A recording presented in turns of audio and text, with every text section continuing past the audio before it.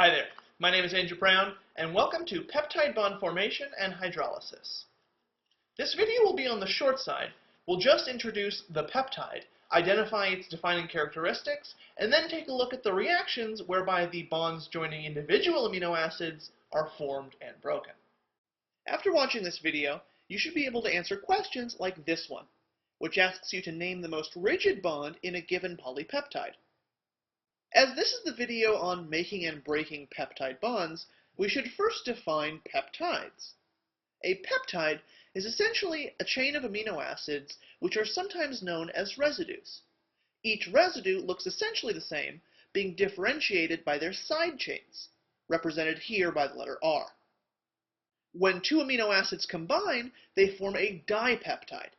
There are many different classes of lengths of peptides, but in all of them, amino acids are linked from amino to carboxy terminus. Oligopeptides, which are one of the smallest classes, consist of only 2 to 20 amino acids. Notice that the example oligopeptide here is composed of 4 residues, all oriented with their amino terminal on the left and carboxy terminal on the right. Polypeptides are defined as containing at least 20 amino acids, but many are several hundred long. Okay, so now we have defined peptides and their integral components. Throughout this video, we have alluded to peptide bonds, but now we will characterize them fully. The peptide bond allows us to link amino acids. It connects the amino terminal of a free amino acid to the carboxy terminal of the growing peptide chain. Peptide bond formation is a condensation reaction, so water is let off in the process. One of the reasons that peptide bonds are so stable is because they have access to delocalized pi electrons from the carbonyl. If you think back to organic chemistry, remember that while carboxylic acids are drawn as an adjacent single and double bond, the reality is that both bonds possess partial double bond character. It's the same idea here. The CN peptide bond is somewhere in between a single and double bond.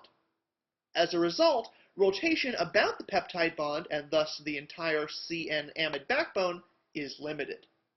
Alright, now that you've seen how peptide bonds are formed, you can probably predict how they will be broken.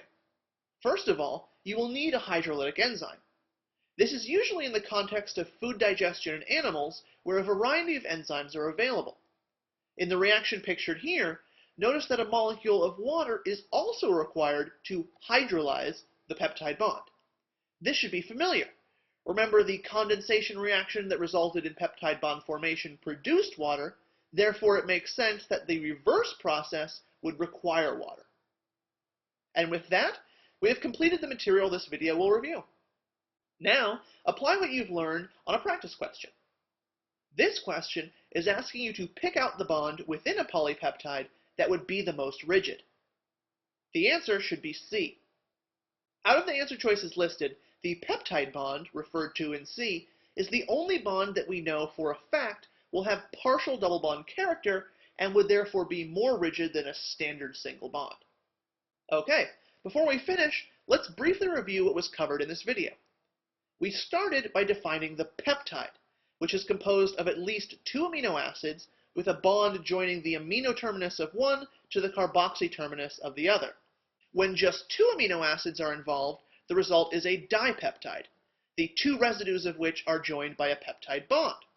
And also recall that peptide bond formation is a condensation reaction, so water will be released as a byproduct. Thanks very much for watching, and good luck in your continued MCAT study.